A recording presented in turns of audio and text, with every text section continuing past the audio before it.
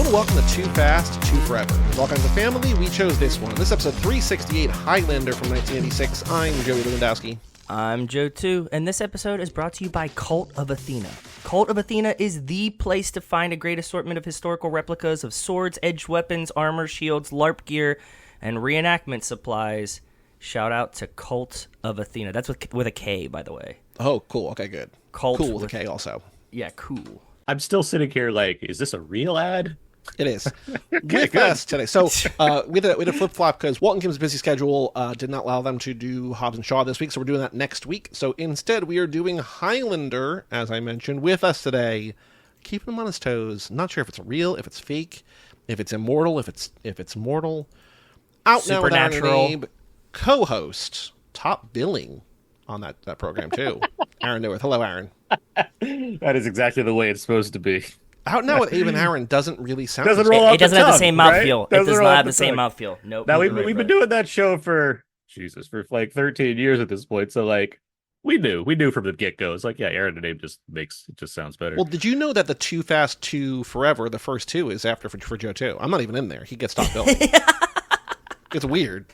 No one knows that. I mean, when I was as a minor project of mine, I was doing a Too Fast, Too Forever movie adaptation, and on the call sheet, Joe 2 was at the top, so it does make a lot of sense. Perfect, yeah. Well, we're talking about Highlander. I am happy to be here. Thanks for having me back. Aaron, I asked you to do this so long ago. I don't remember if you picked this one, if I forced this upon you. What is your history with this movie, with this franchise, and why did you pick this movie for this lap?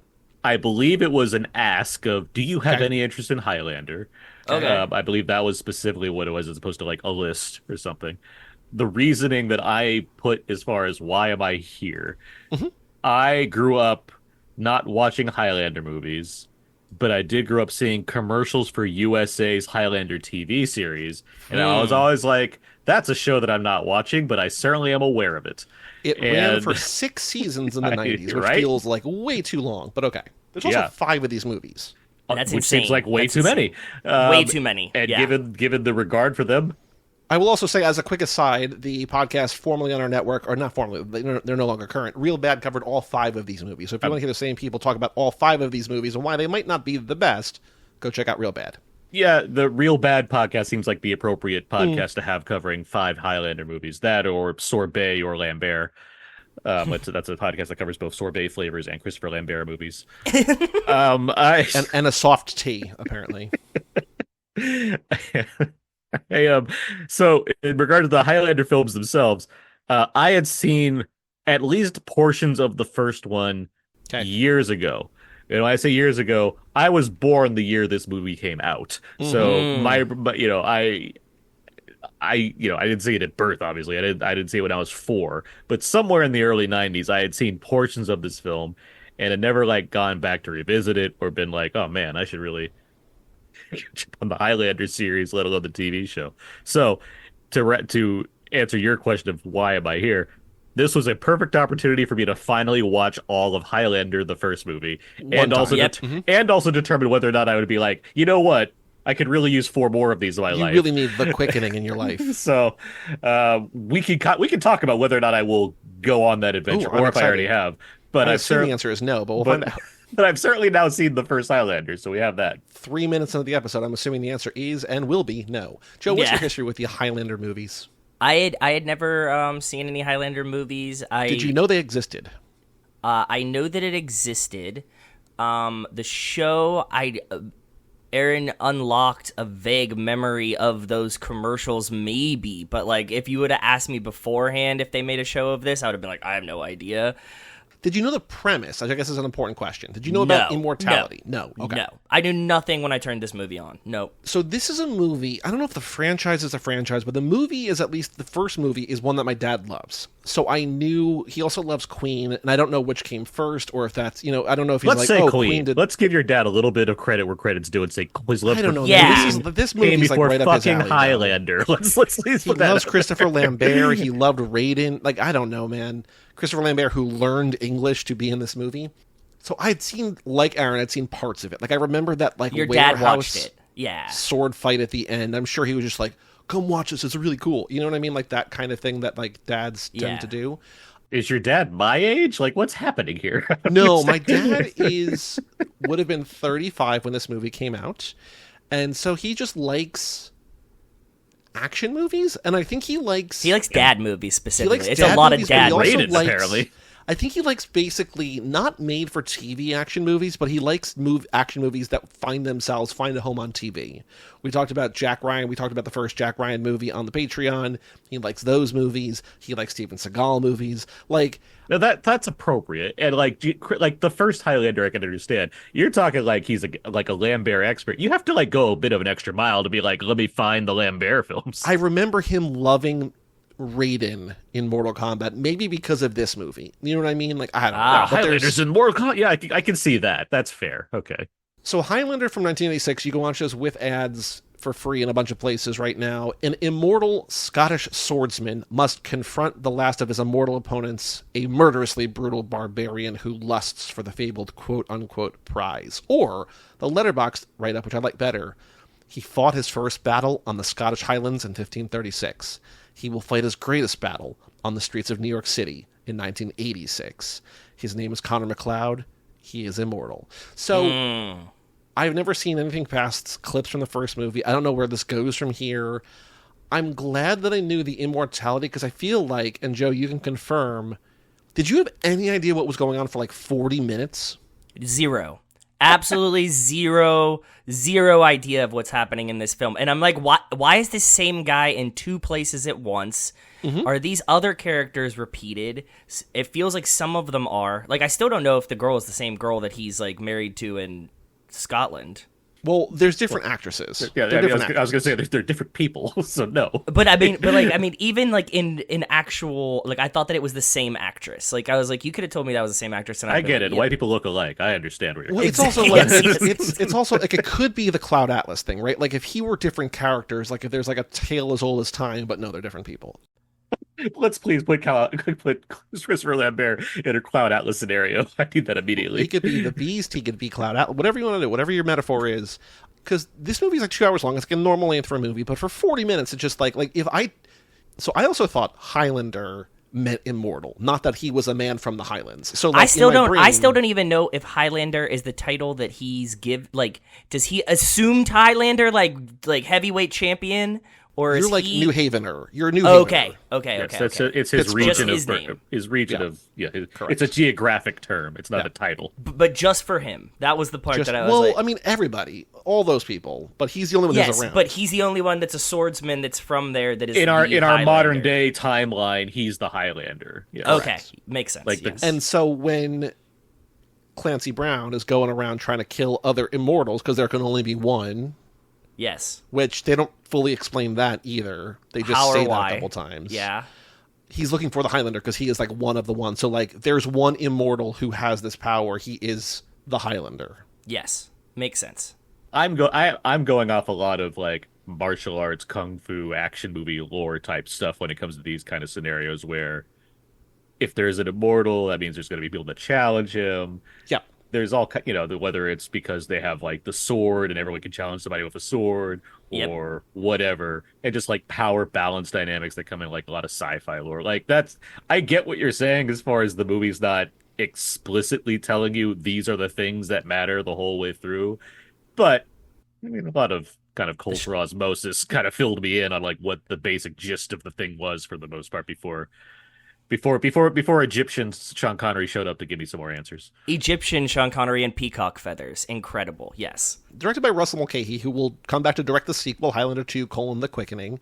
He also did Resident Evil Extinction. He also did Ricochet, a Denzel Washington movie that fan favorite Garrett Smith loves. Written by Gregory Wyden. And The Shadow. He did The Shadow as well. Well, I mean, I can't list too many of these movies. But you got me as a guest. I'm a big fan of The Shadow, so I'm going to throw it out there. He also did The Shadow. Written by Gregory Wyden, who wrote the firefighter film Backdraft, which I feel like orbits our sort of Fast and Furious sphere a little bit because of Kurt Russell. Yeah, Kurt Russell's in That's one reason alone, but Backdraft seems like a good too fast Maybe and forever we'll keep that in mind for future laps. Written by Peter Bellwood, who would also write the sequel to this movie. Also written by Larry Ferguson, who wrote Alien 3, Hunt for Red October, which we will cover at one point, and Beverly Hills Cop 2. Produced by Peter S. Davis, who did most or all of the Highlander movies, and William N. Panzer, who did the same. Shot by Jerry Fisher, who shot The Exorcist 3, which, as crazy as it sounds, is a pretty good sequel to The Exorcist. The second best Exorcist. A budget of $19 million, made $13 million. Rotten Tomatoes was 69, only a 24 on Metacritic, and 79 by the audience on Rotten Tomatoes. The consensus on Rotten Tomatoes: people hate Highlander because it's cheesy, bombastic, and absurd. People love it for the same reasons. It's just like, it's going to work for people, it's not going to work for people. There are no crazy credits, but there was an IMDb trivia that I was like, this kind of feels more like crazy credits. So here, I'm gonna give you... This is not mine. This is a IMDb trivia. Okay. That I think is more crazy credits. And I just want you to apply numbers, thumbs up, thumbs down. Okay? Okay. The opening credits, red text on a black background, were only intended to be temporary, but the producers liked the look of them so much, they were kept for the final cut. I mean, that's kind of a crazy credit. That's more crazy credit almost It's more than crazy trivia. credit than trivia, yeah. Thumbs up, thumbs down. What do you think? I think, because now this is in trivia, not in crazy credits. I'm going to go 30... I don't know the actual number. I'm just saying, if it were a crazy credit, knowing how they work, just apply numbers. There's no right or wrong answer. What are you saying? 35 up, 1 down. Sure, because cool. every time we go to crazy credits, the section in IMDb It has that talks the approval of the audience and some. Yeah, okay. Yeah, but it's like massively positive. Like It's so nobody optimistic. downvotes crazy. It's so optimistic. It's the best place on the internet. We're like, everywhere should exist like this. People are just so friendly and kind about them. That actually has, Joe, 126 up and 3 down on the trivia. People love that. Yeah, very positive. Okay. I like that 3 people were like, "Fuck that noise. I don't care. That's not interesting to me." There's stuff on here that like is genuinely interesting trivia that people thumbs down. Way and there's more. like garbage that people thumbs up, so who knows? Yeah, people are Okay. weird. So some background of this movie. All of Sean Connery's scenes had to be filmed in a single week because of his schedule, and he bet the director that he's like, you're not going to be able to get it done, and they did. The director won a bet. It's not clear what the bet was, but Sean Connery made $1 million without 1 week of work. Cool. He got along so well with Christopher Lambert that they called each other by their characters' names when they weren't filming, which doesn't really sound like buddy-buddy. It seems more like I don't know this method guy's actors, real possibly. name. Yeah, I forgot this Also guy's real that. name, and I'm Sean Connery, so I don't But care. Christopher Lambert convinced Sean Connery to return for the sequel 5 years later, which seems crazy to me. I mean, if he Yes. showed up with the bags of money in hand, I'm sure that probably Yeah. helped. Yeah. I'll give you another $1 million for another 1 It's going week. to take 3 days. You get 2 mil, easy peasy. Queen was only supposed to do 1 song for the movie, but they did the song, they watched a couple of scenes, they're just like, this movie rules. We're going to do all the music for this movie. And so Brian May wrote Who Wants to Live Forever, which is a song my dad loves, on a cab ride home after seeing the movie for the first time, and Roger Taylor used the line, "It's a kind of magic," as the basis for the end title song. So Queen was just like, this is so good. We're going to do all the music. These were the best scenes deleted from Bohemian Rhapsody, by the way. Yeah. Yeah. They could have done less of the terrible drama stuff they were doing with where the band is like, "No, we don't drink, only you do, Rami, and we're better than you." And could have gave us more scenes of them watching dailies from Highland. Yeah, Yeah, all and of being Bohemian like, Rhapsody is just this movie, but on a screen in the movie. That's amazing. I really like this idea. The opening scene, we'll get to the opening scene about the wrestling match, which they patented a new type of computerized system that held the camera on 4 wires. So the same guy who made the Steadicam made a camera for this that kind of looked like a drone, that they for some reason added helicopter sounds to make it think that you're a helicopter in It's a so wrestling arena. weird. Yeah. It's such a choice. They wanted it to be an NHL match. They call it an NHL match on a game, and IMDb an NHL hockey match. But Okay. the NHL was like, no, because they were like, can we film an NHL game and we really want to emphasize the violence? And the NHL was like, no. You can't just be like we're more than just like punching or fighting. And then we wind up with sudden death. Then we wind up with sudden 6 death. years later. Yeah. This is a fun thing. When we did the Keep, I believe I think it was the Keep, where they took over that town. Yep, and yep. like the STDs ran rampant and like all these babies were born or whatever. Yes. They hired a bunch of like local extras who were like high school and college kids because all they needed long hair for like the 1500 scenes.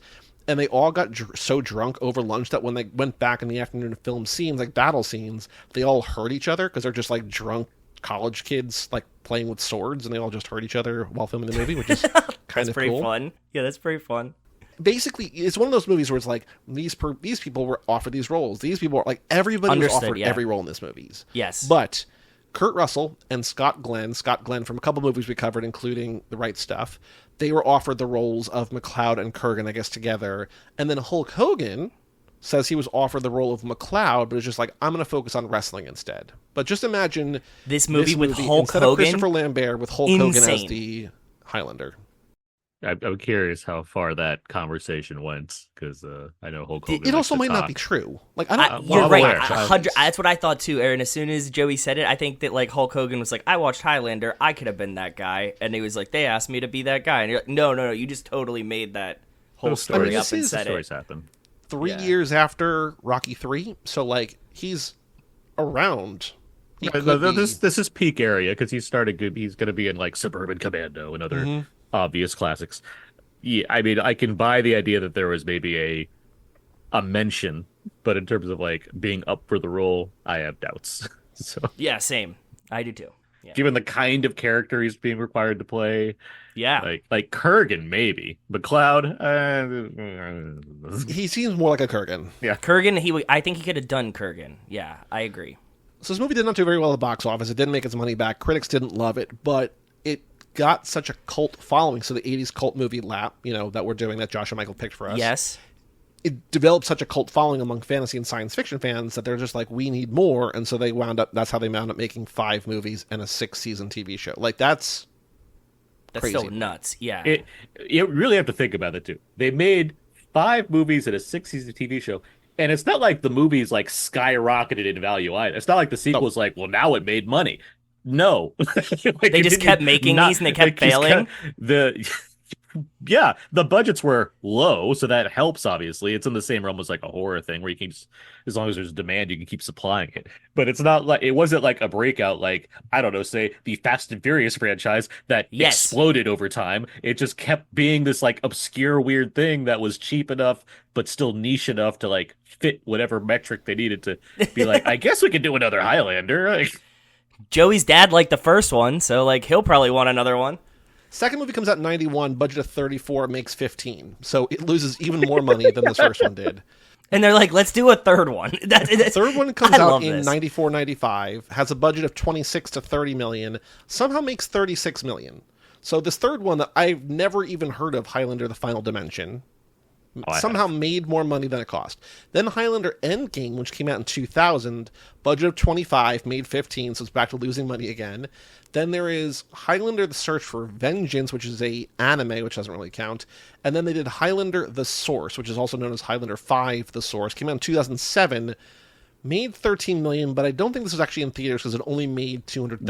No, that's the direct-to-TV or direct-to-video release. The third one did come out as the TV show was going, so there is an audience at that point. So there's like, buzz. Oh, that makes sense. Okay, cool. Yeah, but still, this is a franchise that has cost, say, $120 million to make 5 movies and has grossed about $90 million at the box office. To be fair, correct. There's that VHS and eventually DVD revenue. I mean, that's huge. TV syndication.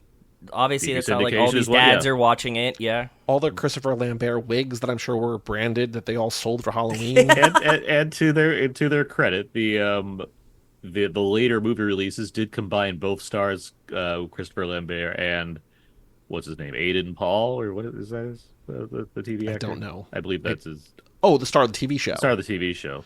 Oh, Adrian Paul. Yes, there's. I'm saying yes. It's a very much a. Oh, that is cool. The TV show is very much in universe with the movies. Okay. I'm aware of that. It's not just like here's a spin-off thing that like we recast it and all that. It is attempting to be like a synonymous one timeline type series. I knew that this movie was going to be like, I knew what kind of movie we were in for just based on having grown up like around this movie. But when the Canon Films logo pops up, and then there's red text that doesn't really explain anything. Yep. Comes up. So here's I'm gonna put the audio in here so you can hear it. But from the dawn of time we came, moving silently down through the centuries, living many secret lives, struggling to reach the time of the gathering, when the few who remain will battle to the last.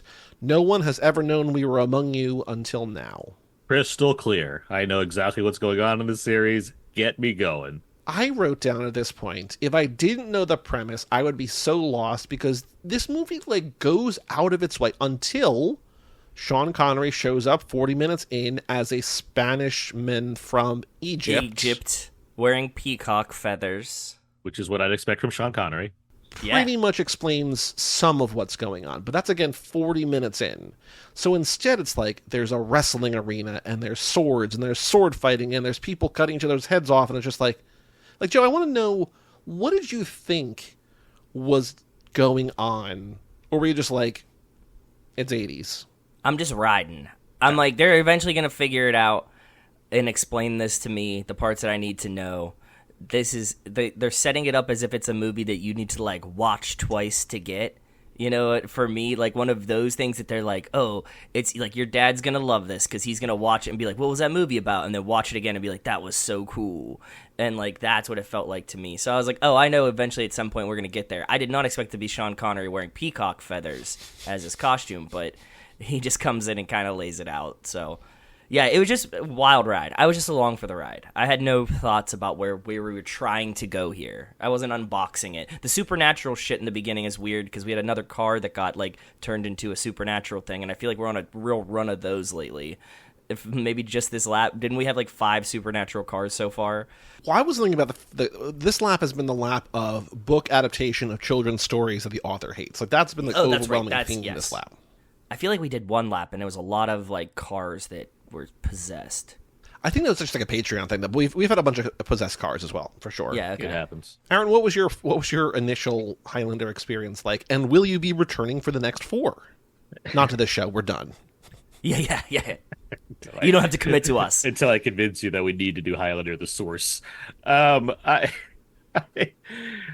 mean, as far as like my reaction as a whole, like I'm satisfied that I can now say I've seen all of Highlander, but I can't say that I'm any more enamored with this film or series. Sight unseen, obviously, I haven't seen the others to like know if I'm suddenly going to be like, you know what, I get it now. But this movie I don't find to be all that impressive. It's not without certain merits. I'm not a big Christopher Lambert guy. I think he is fun as Raiden, but like he just doesn't do much for me in a general sense. So I'm like, all right, there he is doing that. Wait, accent. Is his name Christoph? His first name was Christoph. It's not even Christopher. It's Christoph. I mean, his Hollywood name is Christopher Lambert. Correct. So that's what I call him. I will also say, apparently I saw Highlander 2 at one point, I think probably for How Did This Get Made? I did. The Renegade cut, which is the version that makes sense. And I still found it did not make sense. Well, when you only have so much to work with and you have to edit around to get a clear vision, it generally doesn't go. See Superman 2, the Donner cut, where it's like, yeah, it's better-ish. But Superman 2 is good, though. Oh, I love Superman 2. It's great. Yeah. Superman 3 is also good. No, it's not. It's Superman 2. It's one of 2 good Superman movies. I mean, that's a great thing about that series.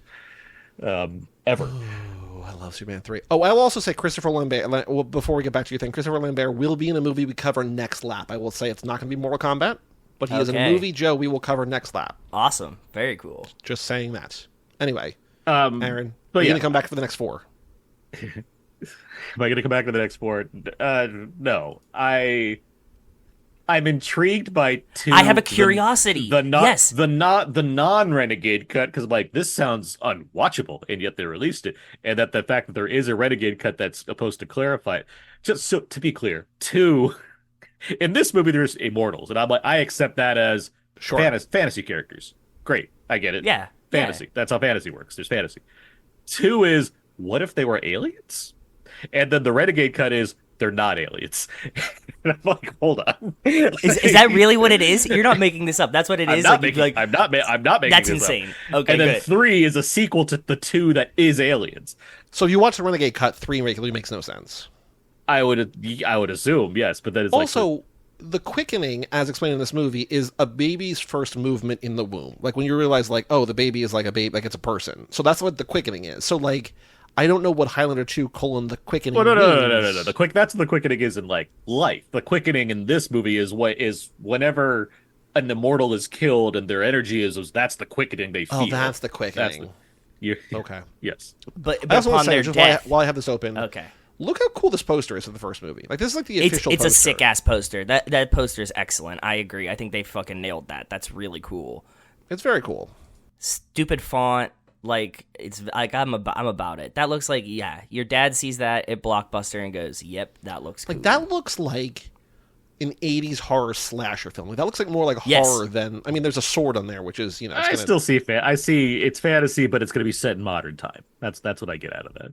Well, speaking of set in modern time, let's go back to the 80s where this came out. Aaron, all lap long, we are picking the most 80s moment. What about this movie is the most 80s thing? It could be a character, it could be a moment, it could be a scene, it could be a music cue. What about this movie shouts 80s to you the most? I have 3 things. These are questions I need ahead of time because I take notes, but I'm like, I don't have an 80s column in my notes. Think about it. It's fine. I mean... Because there's a lot of options. Like, this is like a firm middle of the 80s movie. There's a lot of, like, wet, dark action that I think is very 80s as far as how it's shot. Alleys. Alleyways. A lot of, like wet alleyway. Like, I was noticing this for sure. It's like, these are the wettest streets in New York that have with this wet. You have this wet and forever, I'm sure.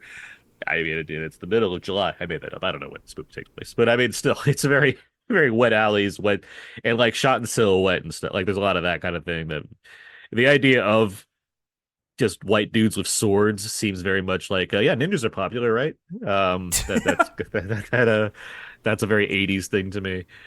And I mean, all of without all the costume design, of course, is very by default it is. But the Kurgan's costume in particular, his whole get-up between his pants and eventually his hair and stuff, it seems like a very 80s type villainous character, even though he's an out-of-time immortal.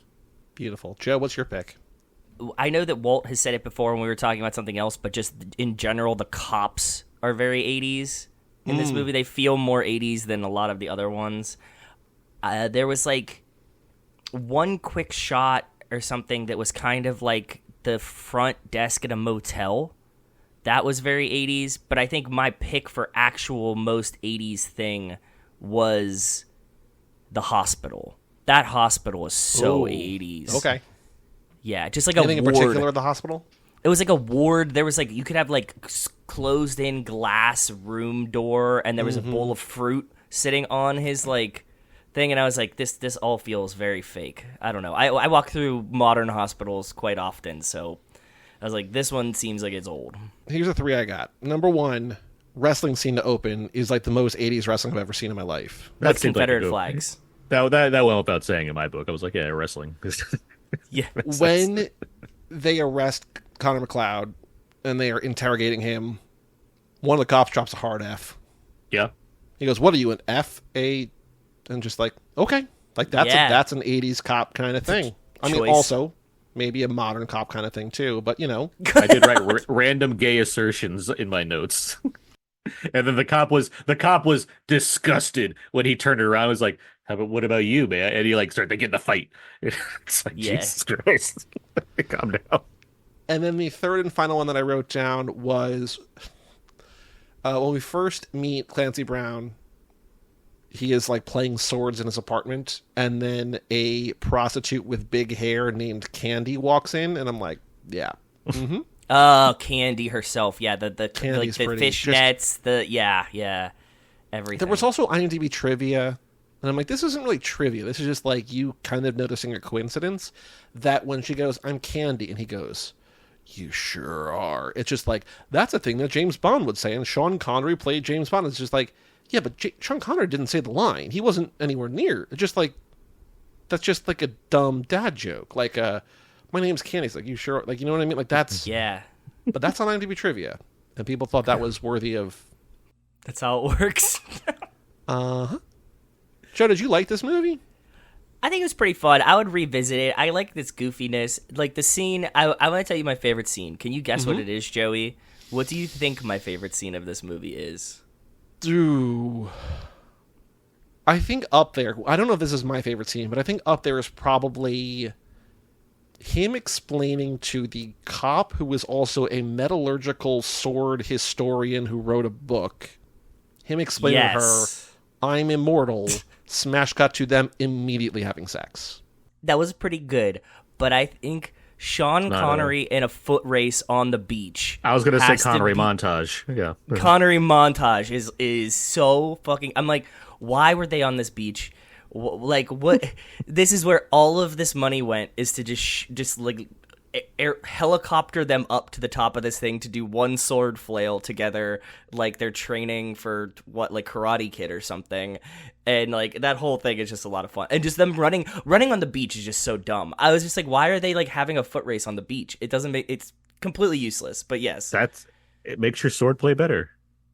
Yeah, apparently. I have what I thought was a bout of hair blindness here, because I knew that Sean Connery was in this movie from my dad loving this movie, loving Sean Connery, also doing the trivia before.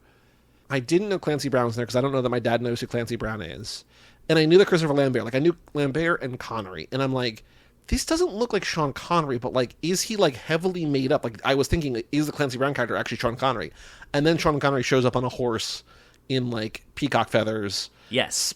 Astounding and looking like Sean Connery. Is like, there he is. But I was like you didn't know Clancy. Like if I say to you Clancy Brown, like what are the like 3 movies that you associate him with? Well, I think Lost. Wasn't he in Lost? He is, but I mean that I would stretch to like get to that point, I guess, in my book. But go on, It's all about like where I know him from. No, that's fair. Yeah, I don't know. Like he literally has 333 credits on. Oh, I'm asking you. I don't need the trivia. I'm asking you. No, If I say Clancy Brown, you're like that. What is that? That's what I'm asking. I would say Lost. Okay, fair enough. Yeah. I also think that he has a very distinctive voice. He does. I wasn't sure that like Sean Connery was him, but then when he's not like, there's a moment where he says a line and he's not on screen. I'm like, oh yeah, that's clearly Clancy Brown. I'm only bringing up the question because as I've said, I haven't seen Highlander basically until this week. Yet, if I think Clancy Brown, I think Shawshank, Starship Troopers, and Highlander. Oh, you already like had it. Okay. That's the thing. When he goes to conventions, the Kurgan is right there, like on the backboard behind him. That is one of the main things. One of the main things he is known for. My Clancy Brown Rolodex is not that deep. He was in another movie we covered for this podcast, Homefront, with Jason Statham. Oh, the fucking He's the mayor or the sheriff. He's the sheriff. Mm-hmm. Right? Yeah, with an accent that's never addressed. He's just fully like an English. Yeah, I love that. That was a fun movie. Well, he moves to the town. That's the Homefront rocks. I love Homefront. Yeah, but like, why would he be the mayor or the sheriff or whatever he is if he's no, just Clancy like Brown's the sheriff. Oh, okay. Jason Statham just he and his daughter move it. He's like ex special forces or whatever. He's like, oh, I got to get out of here. My daughter and I. He is what he is in every movie. Yeah. Okay. Yes. Yeah. Sorry. It's less of a thing compared to like Arnold in The Last Stand. Like, yeah, I'm the mayor of the town in Arizona. It just makes sense. Don't worry about it. Clarence John Brown III is known for his roles as Kurgan in Highlander, Captain Byron Hadley in Shawshank, Sergeant Charles Zim in Starship Trooper. Boom. Troopers. Top 3. Your top 3. Thanks. Brother Justin Crowe on Carnival, Waylon Jock Jeffcoat on Billions, and Stanley Thomas in Promising Young Woman. I mean, that's a stretch. Promising Young Woman is like the that's main his thing. Self-proclaimed. I would say like Mr. Krabs on SpongeBob ranks much higher than a lot of those things, but fair enough. He's also like on. I know I recognize his voice from like Invincible. He's on a bunch of stuff. He's a huge voice actor. He's in so many things. Yeah, unless you are Eric Roberts, you're not in 300 things without being a voice actor. Yeah, the difference is Clancy Brown is usually good in things. Mm-hmm. And not crazy. That too. Aaron, what was your favorite scene? You can't say montage because you already called montage. It's not the Sorry. montage. I mean, just the introduction of Sean Connery alone, because I was also awaiting his arrival, and it's like, when's Connery going to show up? He's not the bad guy because that's Kurgan, so he's going to be like the Obi-Wan, and like sure enough, here he is. And the fact that he rolls up on like he's already Connor's dealing with dealing with Heather. Whoever he's talking about, and Connor rolls up and is like, "Here I am, boy," and he's got the whole get up with the peacock feathers and everything, and the fact that he has to go back and say like that he's from Spain, but he's not a Spaniard, he's actually Egyptian, and it's Sean Connery, Yeah, and you look at Sean Connery and you're like, that guy is nowhere near brown. It's something I didn't realize that's what it was going to be. Same, because I'm like, well, it's Highlander. Surely he plays a Scot in Highlander. I can understand for whatever reason he wins an Oscar for playing Irish and the Untouchables, and then I like what Red October does because they do the thing that I think all movies should do, which is fuck accents. Because if you're not going to speak the language, why would you have an accent? Doesn't make any sense to me. Yeah, This exactly. movie though, it's like, wait, you're not even playing Scottish. Well, You're so playing here, an he was Egyptian. originally offered the role of the Kurgan. He's like, I'm going to play Ramirez instead. Yeah. So, like, we want you to play this immortal guy who can, sound like whatever. He's like, I want to play the Spanish guy from Egypt. They're like, That's the other thing. He's introduced as Ramirez, and I'm like, okay, Yes. so he's Russell Crowing it. I see. He's a Spaniard. That's not. And it's like, I'm not Spanish though. Let me make that clear. Yeah. In the rub of this movie, all the audience needs to understand: Ramirez, not Spanish, Egyptian. Yes. Because it drives the whole plot. Yeah, it makes a huge difference to know this fact. This guy is Egyptian and definitely not Spanish. My favorite scene is just the introduction of Connery because I was It's awaiting great. it and it delivered in spades. The other thing I will mention that just stood out to me is there's a whole fight at the end, obviously, with swords, because why wouldn't there be? They can talk all day about how they trained for months. I think the swordplay looks like shit in this movie, but whatever. I do Yeah. like that they're fighting in water on the top of a roof at one point, and then they fall through the roof, and none of the water falls through the roof. It's just like, oh, okay. That seems a little odd, but fine. I really want to know. I want to look at the financials for this movie and see like where the budget was spent on what. Because if Sean Connery got $1 million, Right. they have explosions and stuff. There's castles they blow up. I mean, there's a lot of There's stuff castles here. they blow up. They have at least three sets of costumes for everyone. You know what I mean? There's like 3 different like periods that they're shooting in. They had to buy or rent a Nazi. Like, did you expect to see a Nazi in this movie? Did not, and that was very jarring because I'm like, okay, good. There's Highlander time, and then there's modern time, and then and now there's a Nazi with a gun, and I was like, which fucking time are we in, bro? It did make me wonder, why didn't you kill Hitler? Like, if you're existing in Nazi-occupied wherever, and you're effectively immortal, go do some stuff. You'd think. I mean, you get so disillusioned when you're immortal after a while. It's not always easy to just make the brash decisions that you want to make. And being immortal he's not Nightcrawler. He can't just be like, let me get into that bunker all of a sudden, like, still like do some work. True. No, but it's not And like, he can still be arrested. What if he got a life sentence, Joey? He's immortal. I mean, I get what you're asking. I can't apply why didn't this superhero do this when there's so many superheroes that didn't do this? Like, Fair. Captain fair. Marvel was doing how- stuff elsewhere in the galaxy. You know what I mean? I mean, when you show me the Marvel spin-off comic where the Holocaust is stopped, then I'll concern myself with why didn't they kill Hitler? But I haven't seen that comic. Things that we've talked about, other scenes we've talked about, scenes we've talked about that I want to mention. Number one, in Joe's favorite scene in the montage, at the end of it, 2 fish fall on McLeod's kilt, which I think is kind of wonderful. Like, he just gets so wrapped up in, like, water training that he then has 2 fish fall from his kilt, which is just like, where were those? Where were No they? idea. He's a bushy guy. In that scene you mentioned where they blow up castles, I think it's very cool that their battle is so intense that the literal walls are crumbling around them except for the staircase they're on. Which is really funny because when I saw this castle first shown, that it was two-tone.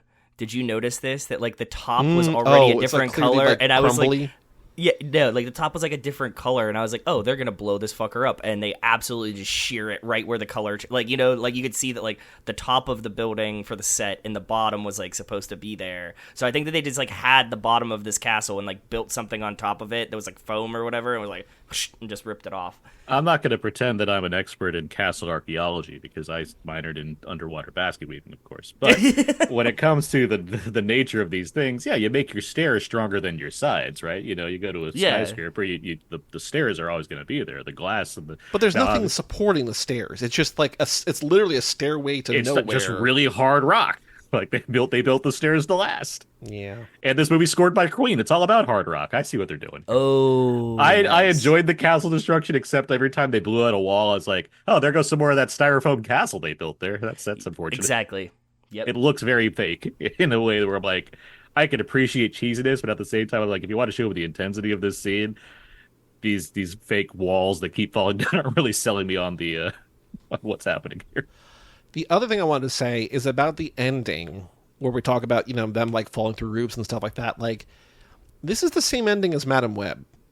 Like there are two. I very much noticed it. Yeah. There are two. Joe, did you see Madam Web yet? No. You don't have to. But Okay. Madam Web ends in front of a big. Is it Pepsi or is it Coke? It's Pepsi. It's Pepsi. There's Pepsi all over. Yeah. But there's big Pepsi Cola red letter, like neon, like light up sign that like letters fall down. Like it's like been like literally the entire movie is building toward this scene. To be clear, Okay. Joe, I want you to know this because you need to. It's set at a fireworks factory. So, I mean, if there's one thing that Madam Web delivers on, they actually do go to the fireworks factory. Yeah. Okay. When I'm watching them sword fight In front of this below giant big sign. this letters, I'm like, These oh, are this is gonna Madam fall. Web. The recency these are of gonna this. It almost makes me think, did Madam Web deliberately reference Highlander using its Pepsi advertisement? Because I'm like, I don't respect Madam Web more, but I can imagine that I might be would. part of it.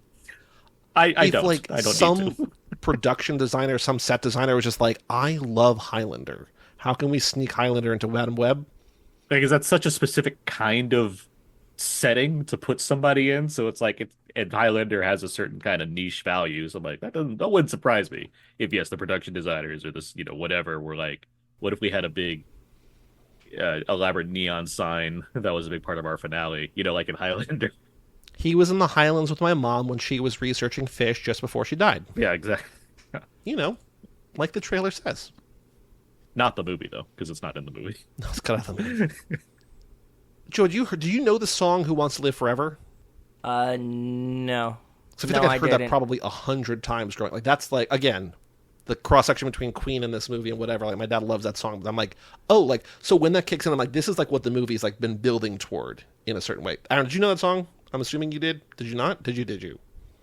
I knew the song as far as that is music I've heard in the background of places before, and I certainly recognize that I've heard it before, but I couldn't tell you the lyrics, or if you told me that title, I wouldn't be like, Makes that's sense. how it goes.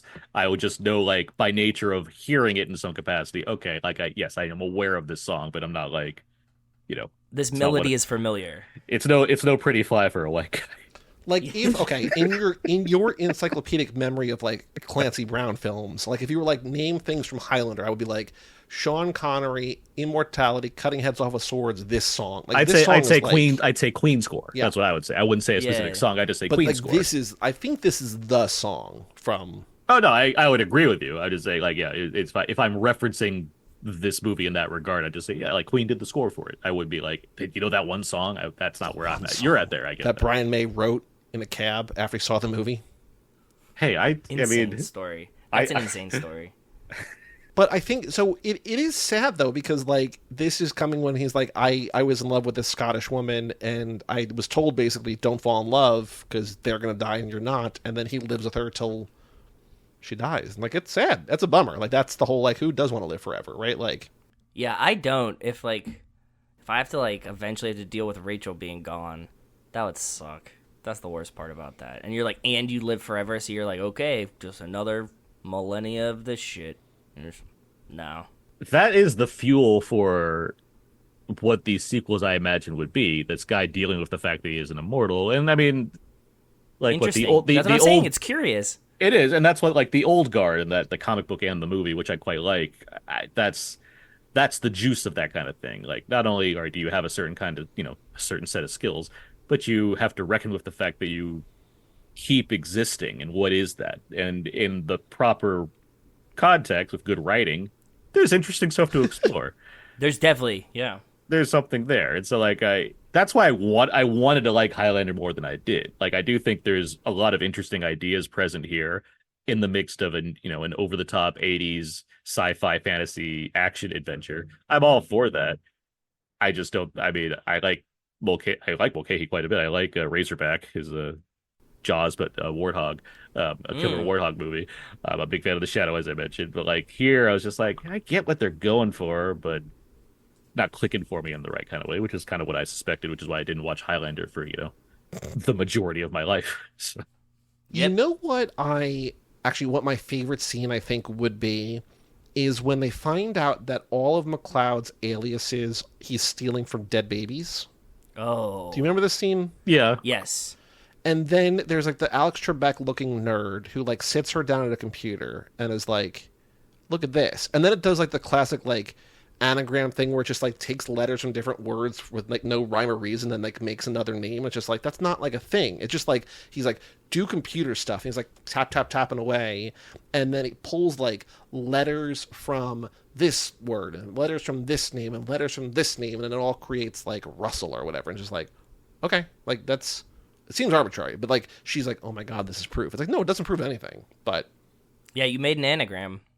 Yeah, I just love genuinely nonsensical computer stuff because it's just like, that doesn't. I do too. You didn't prove anything. You just did stuff. Like when they like type anything and it's just like a giant gooey moving picture of like shit coming together to hack the world. You know, you're just like, oh, cool. The safety pins in his neck were pretty cool. I dug that. Just like a weird safety pin necklace type situation going on. I was like, that's a fun, interesting costume thing. I could use more of that kind of stuff. More, Same. That's what I'm saying. Of, like, Do you think his head almost got it? lopped off, but any number of things could like tilt me in the right way at this thing. And maybe, who knows, maybe I watch Highlander again and I'll be like, you know what, this thing works for me better than I thought it did. But in terms of just the simple idea of his head almost got cut off, now he has to like clip it back together, that kind of stuff amuses me. It's like, that makes me wonder, like, what are these sequels? Because if they've killed all of the immortals, like, what's left? Like, what other threats are there that are that like exciting to make whole other 4 other movies and 6 years worth of television shows? Yeah. The more you keep talking about it, the more curious I'm getting, Aaron. That's like everything you say, and like it's like very tongue in cheek, and I'm thinking like, yeah, dude, I need to fucking see what's happening with these other movies to figure out like what the fuck were they like trying to do? Where did they go with this? This week, McLeod is being audited. Oh no! Yeah, I have to find all my tax records for the past 3,000 years. There's a scene where the Kurgan is leaving like a dumpy motel, and the desk clerk, who seems to hate him and also is scared of him, says, "I hope someone cuts your head off," like under his breath. Like, is that just an empty threat, or do you think the Kurgan said to him, "You know, the only way I can die is if someone cuts my head off"? No, it was just tongue-in-cheek writing. It has nothing to do with the movie. He's not. It's just like, I hope someone cuts your head off. Yeah, he's saying it because we know as the audience what that means, but not because he knows. Mm-hmm. It's one of those classic 80s figures of speeches that you'd always toss out there. Yeah. My only other memorable note that I think I wrote down is that at the end, before McLeod cuts off Kurgan's neck, or cuts off his head to kill him, the Kurgan sticks out his tongue to taunt him. Just like, ah. I'm just like, okay, like that's we a don't choice. do enough tongue sticking outing anymore. Mm. Maybe that could have been the most 80s moment. I feel like I don't see a good tongue sticking out at people anymore. I see a lot of tongue sticking out. I see a lot of movies. It seems like I see a lot of tongues these days. Like commonly in movies, you still see like a tongue sticking out. I'm not keeping a list, but I can't remember the last time I've seen this. Wow. Okay, it's me. That was me. Ignore that. Hell, I mean, one mutant's power. The X-Men's been on my mind so much recently for reasons. What that one kid's power in X2 is sticking his tongue out at people. Like that's his thing. That's what he does. It's his only mutant power. Sticks his tongue out, and it's forked. Fair. That's his deal. Joe, do you have any thoughts, other notes about this movie? When he goes to the garage, he has like a really cool old Porsche. That was really cool. He has a sweet car. Like, I'm not a car guy at all, as I've established on this Fast and Forever podcast. Yeah. But I liked his car. At one point, I thought somebody was what's his name from Better Call Saul, the brother, like Saul's brother, Michael McKean. Yeah, I thought somebody was him in this movie, but it was not true. So this was fun though. I'd watch this again. Actually, to be honest, I think I should watch it again. And now I'm very curious about the rest of them. If I had people around, like if I had a group of friends over, then they're like, let's watch Highlander. I'd be like, I've seen it pretty recently, but okay, and we put it on. But let's go from there. So in honor of Aaron, because whenever you go on Out Now with Aaron and Abe, he and Abe play games. I came up with a game that I wanted to make both of you at a disadvantage. That's very easy for me. So the game is called Connery. The title is terrible. The game is called Connery, Lifetime, or Neither. So I have a list of movies that are either a Sean Connery movie, a Lifetime original movie, or a movie that I made up. Okay, fun. Okay. So the way it's going to work is we're going to go back and forth. So if I'm going to give Joe the title of a movie. You can guess one of the three. If you get it right, you get 2 points. If you get it wrong, we move on. Or if you want an extra clue, you can say the second hint, which is I will read the description of the movie, and if you get it right at that point, you get 1 point. So if you get it right off the rip, it's 2 points. If you get the description, you get 1 point. Cool. Very cool. I like this. This is fun. Good idea. Wow. Good creative times. This is fun. So, Aaron, you're going to go first. Are you ready? Okay. All right. Aaron, the first movie up. Lying Eyes. Do you want to guess, or do you want to get the description? Lying Eyes. Let's get a description. A high school senior becomes a target for murder when her clandestine affair with an older lawyer gets out of control. Let's say a Lifetime movie. That is a Lifetime movie, 1 point. Yeah, okay, thanks. I was pretty sure right away, but now I know the game, so okay. Joe, your film title. So Aaron has 1. Well, I got to write this down. Okay. Joey's grabbing an obscenely large pencil right now, and he has his Trapper Keeper next to him. Comically large pencil. Comically large pencil. Okay, Aaron has 1. Okay.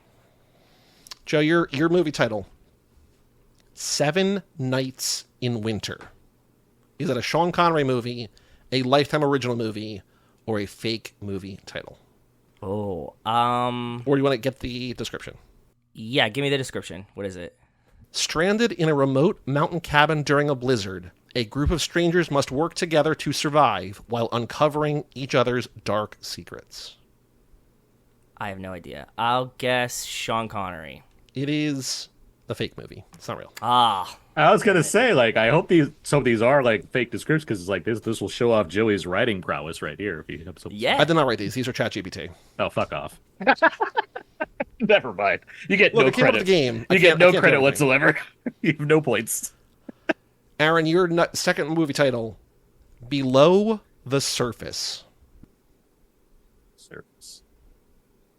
I will also say, obviously, while I'm buying some time here, I tried to pick Lifetime movies that sound like Sean Connery movies. I tried to pick Sean Connery movies that sounded like Lifetime movies. And then I did do a little bit of work, and then I got a lot more answers than I needed from ChatGPT. Okay. Let's get a description. Below the Surface, a marine biologist uncovers a hidden underwater world where ancient creatures threaten the balance of the ocean ecosystem. Sean Connery, Lifetime, or fake? I'm going to say fake.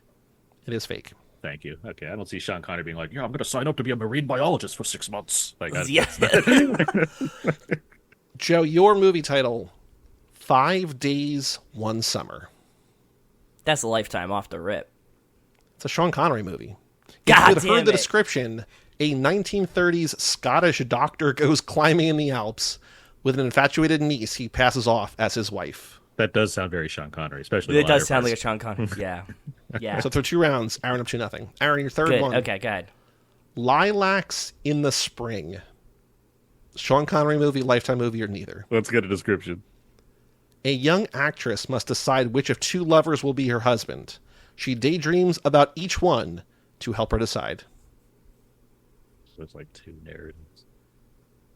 Lilacs in the Spring. I'm going to say Lifetime. That is a Sean Connery movie. Oh, God.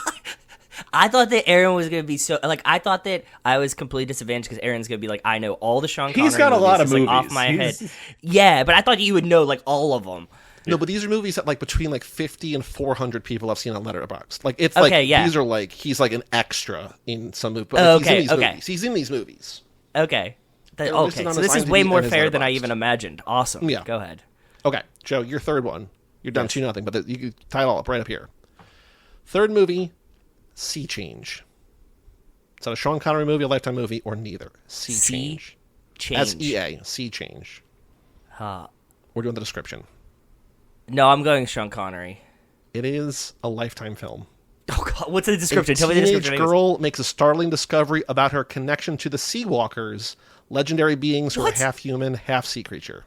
That's a Lifetime? I would have said fake. Yeah, I would have said fake from the description. This is I believe it, yeah. There's a letterbox list that had like 200 something Lifetime movies, and this is on that list. Yep. Okay. Aaron, your fourth movie title, Hunger Point. Hunger Point. Hunger Point. Let's get a description.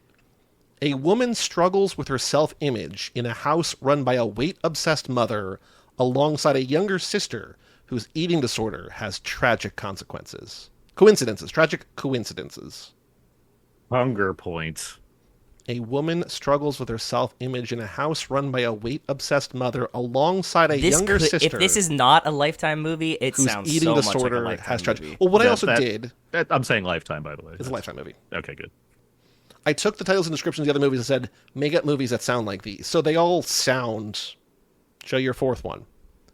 No Road Back. Sean Connery. You are correct. Thank you. A blind and deaf woman dedicates her life and sacrifices all she has for her son, a good-for-nothing troublemaker who gets mixed up with a criminal gang that tries to frame him for a robbery. That's definitely not a Lifetime movie title. It was like too forceful. You know what I mean?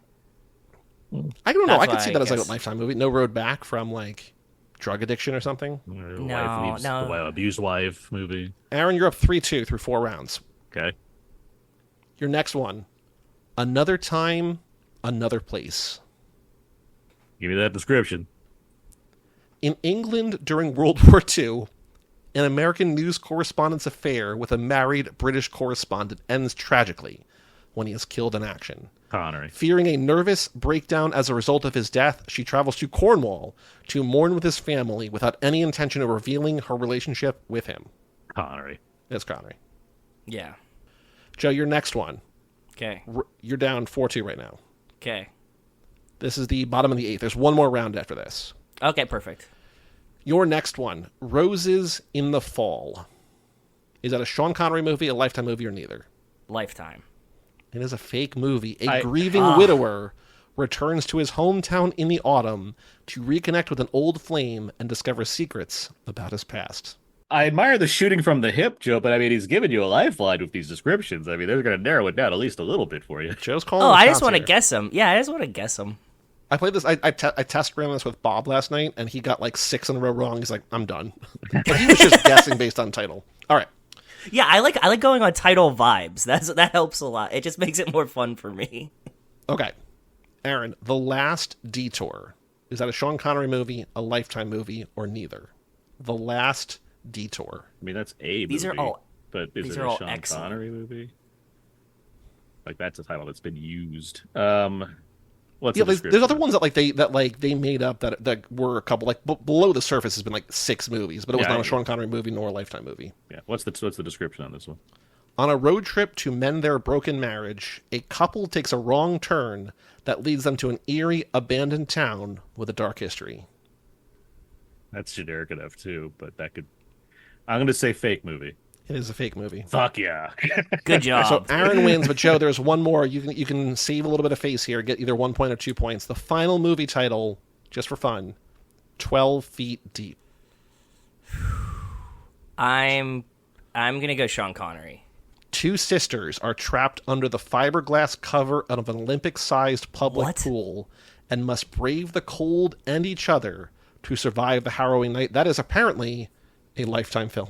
That's pretty. That's good. incredible. It's probably based on a true story somehow. That's pretty too. good. Aaron wins 5-2. Congratulations, Aaron. Thank you. Congratulations, Aaron. That was good, bud. That was a and fun Joey, game. excellent I like job. that. I like that. Excellent That's job. good. I'd swipe something like that for our show because that's a fun premise. And like, who knows all the Lifetime movie titles, right? So like, There's so many of them. Because I was like, There's I, Depending on the there's a guests I million. have, you'd be surprised. I was going to be like, The Wrong Babysitter or Bad Babysitter. Just like those are very clearly... Lifetime movie titles for me, yeah. All right, let's watch the trailer. This is official. I don't know. Okay. Look, it's called official trailer Highlander 1986, but it's uploaded by Nick B. Tube. I don't know who this is, but Nick uploaded it 10 years ago. It's 1.9 million views. The official trailer for Highlander 1986. Let me know when you guys are ready to play it. I'm ready. I forget. Do we talk ready. during these trailers, or what are we doing? Yeah, we do talk during the trailer. Okay, too. right, making sure. I'm I'm ready. going to do a 3, 2, 1 play. We're all going to watch it. We're going to talk over it and just Make sure there's no comment ad. on it. Okay, we're good. Okay. Joe, you ready? Ready, sir. 3, 2, 1, play. Canon Films. When I saw that, I was just like, okay, we're in not necessarily good hands, but we are in hands. I knew the zone we were going to be in when I For saw sure. the I Canon did Films too. logo. Yep. Oh, there's that homophobic cop. Lots of different places. Lots of different places. Of incredible strength. You've the devil in you. We didn't talk enough about the hair that he's rocking in the past timeline because it's a lot. It is a Braids and lot. everything. Why is he why does he dress like this, and why does he have so much eye makeup on?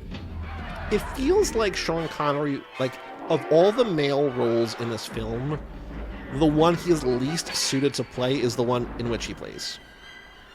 Yeah, I could see that. That kind of makes sense. I see him playing. I think he's in the mentor zone well enough, but he's well suited for this. I mean, titling him Ramirez, making him Egyptian, that's a whole different story. But in terms of him being like Sean Connery plays the mentor character, I can get behind that. That's fair. Yeah. I do like that they just keep jumping back and forth in a way that, like, this looks confusing as hell. I like that the wrestling footage is featured heavily. That Yeah. plays a big role in the movie. And, like, in the movie, it's just a thing he's watching, right? Like, it's just like a place For the movie to a begin. scene, and then Yeah. he leaves, and then he even complains like, Immediately. "Yeah, it wasn't a great wrestling match." Like he's not even into it. Like, yeah, he's there. He's just brooding the whole time at the ring. He's just like, "I have other things on my mind." Like, dude, you went to Madison Square Garden. Like, fucking look down. Like, Yeah. For he is not alone. I mean, the editing here is certainly effective. It's propulsive. It makes it look like a slasher film with sword fighting. Again, like the poster, like Yeah. they're going for a thing that the movie is not. I mean, it wants to play up a thrilling aspect to it, sure. I get that. I mean, because you can't really sell 80s cheese during the 80s in, like, specifically true. that way. Yeah. Yeah. Highlander, there can be only Like one. this scene here in that blue warehouse room, like I've seen that before. Oh, yeah. Oh, there you go. Okay. I'm not saying I need another Highlander, but the fact that Chad Stahelski and Henry Cavill are supposedly making a Highlander, I'm like, all right, I'm not against this. Like, Are they really? Chad Stahelski's dead set on making a Highlander, and Henry Cavill is right now the star. Huh. I mean, That's he was nuts. The Witcher, right? So, like, Yeah, and then, he was going to be Superman because The Rock said, "Don't worry, man, I got this covered." And The Rock didn't have it covered, and so he's not Superman anymore. So he quit his show for no reason. And now he's going to do Warhammer, which everyone knows and loves and will be a huge success on Prime. Everyone, you know Warhammer, right? You're just like, oh, man, finally they're making a Warhammer the show. tabletop game? Yeah, of course. So, Joe, just to show you, here's like the Pepsi Cola sign. Here's the Okay. Pepsi Cola sign. You think about just like what you saw in that movie. It's like, oh, yeah, like, no, it's Makes sense. It's definitely homage, Madame Web paying homage to Highlander. The Letterboxd game, for reference sake, Mad Max Fury Road has been seen by 2.1 million people. Highlander from 1986, directed by Russell Mulcahy, starring Christophe Lambert, Roxanne Hart, and Clancy Brown, has been seen by how many people? Do you want to guess first, Aaron, or do you want me to guess first, bud? I can guess. I won the game after all. Yes. I like the Now, reference Aaron point. is a diehard, like, Joe has, like, a beautiful mind Letterboxd math in his head, but Aaron is an avid Letterboxd user, so... Yes. Yeah. So he should have a good scope and gauge. Yeah. I'm a user, but I am not one to check out the stats because I frankly okay. just don't care that much until I'm on this podcast. I'm like, oh yeah, I probably should have checked out the stats. You're saying 2.1 for Fury Road. I like that reference 2.1 point. million, yes. Mhm. Yeah. For Highlander, I do think it's certainly a cult property, but not a letterbox. I'm gonna say let's say 900K.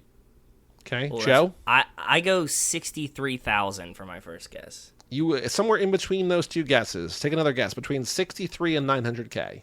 Okay, let's say 400K.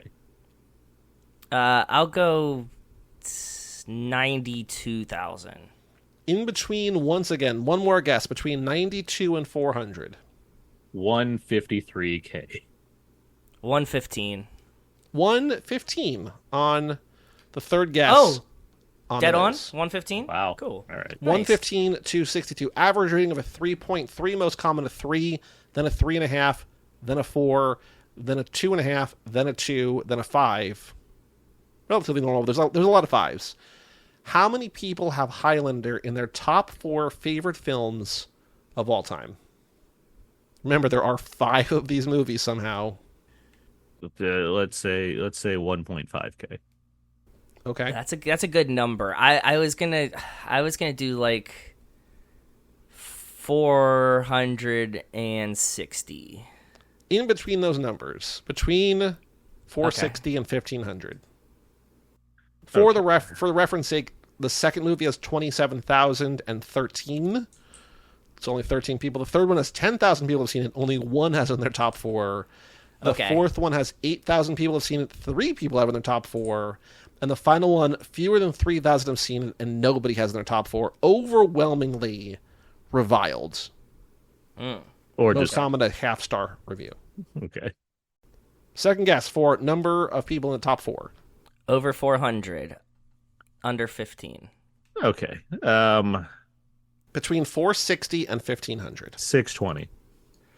I'll go 735. Now you're both too high. One more guess. Between 460 and 6 whatever. 540. 519. 557. 557 Good job, people is in Aaron. the top, which is honestly a radically high number. It is. That's super, super high for this movie being so old and having, yeah. Yep. We are I going to agree. go to Sean L. at Cheerier Sandals, who watched this October 1st, 2020, height of COVID. Simply life-changing, 4 stars. Okay. Then 4 stars. That's it? For life-changing? Life-changing, he yeah. rewatched it 6 weeks later.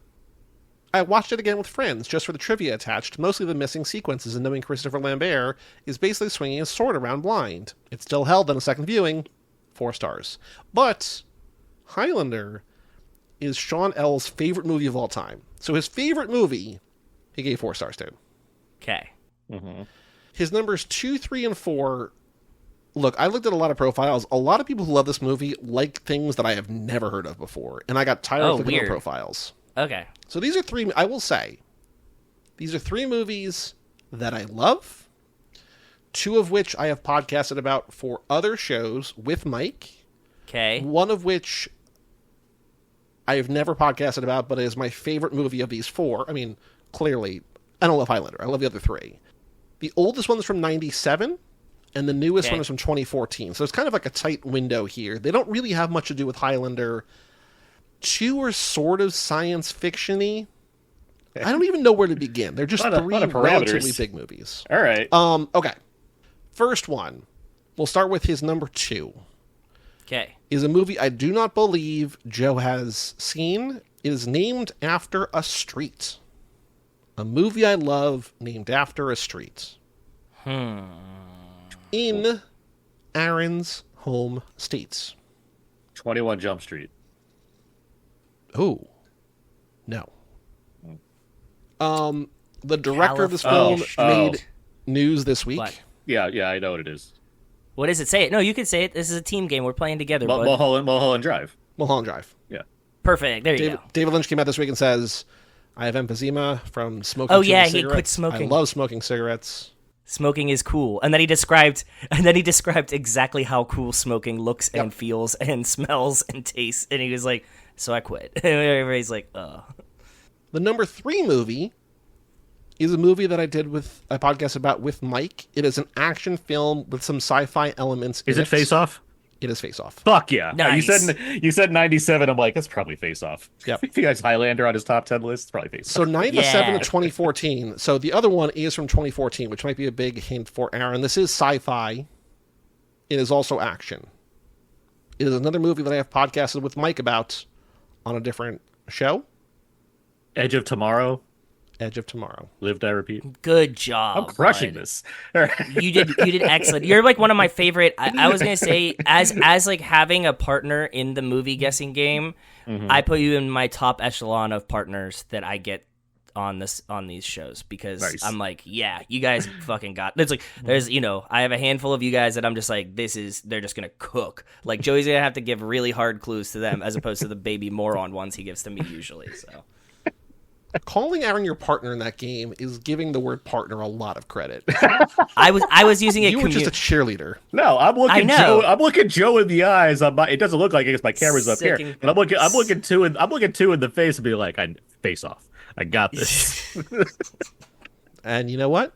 You did. Excellent Well, Aaron, job. congratulations on 2 game wins. And also, Yes. thank you for joining us on this episode. Thank you. For brother. sure. No, I wish I had liked the movie more, but I don't regret watching Highlander. Like but it's not at all the worst thing you could watch. It's it has its Exactly. charm. I get it. And but no, I was just wanted to be back on the show with you guys. It's been a few laps. Since It's I've been a here. few bits, yeah. I had a few extra notes I don't think should go without being read. I wrote garage orgasm when he cuts the head off the one guy at the beginning of the film. Yes. Skinny John Polito. I think that was key there. He plays one of the cops, and I'm like, John Polito, and he's like thin. I know him more for being a heavier set guy in Coen Brothers movies. Yeah, that's I mean, terrible swordplay. I mentioned that too. Those are the main notes I wanted to make sure I got some airtime. What's going on with Out Now with Aaron and Abe? Anything new? I know that you guys cover mostly new theaters, new releases, but anything special? I know you also do other stuff, new stuff, new special stuff. What do you want people to know about your show or anything else you're doing? Well, yeah, we do. I do host the show Out Now with Aaron today. My friend Abe. We talk about the weekly movie releases, but we do a lot of fun bonus episodes. That includes our commentaries. We do commentary tracks every month, and currently we have an international set of commentaries going on for the summer, global summer as we call it. We're talking about certain films celebrating anniversaries. So we talked about Run Lola Run for its 30th anniversary. 25th. 20. For some reason, these numbers should be up. 25th anniversary. I used to host a podcast called 1999 Podcast. I know roughly when those movies came out. Makes plenty of sense. We talked about Chungking Express for the 30th anniversary. Got it. And this coming month, we're talking Kiki's Delivery Service for its 35th anniversary. Ooh. So those are some fun bonus commentary tracks we have on the way. Nice. Along with any other kind of, but we do a lot of like horror. Actually, speaking of which, I gotta. That reminds me, I have to edit a show. But yeah, we got a lot of fun bonus stuff as well as the weekly movie releases and all that. Very, very cool. What has been your favorite movie this summer in theaters? Furiosa.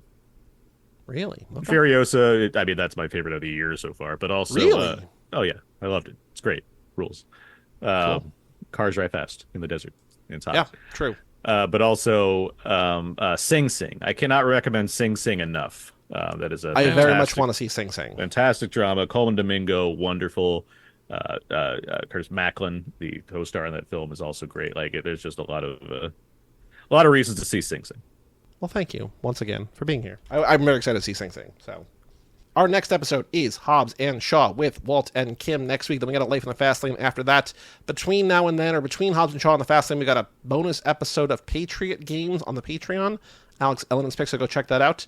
But once again, thank you to Aaron. Joe, any final thoughts to say in this episode before we pack up shop? No, I like that movie. I think I'm probably going to watch it again. I'm probably going to watch the other ones slowly, but just to see what the fuck's happening. So, Cool. It was enjoyable. Well, please report back.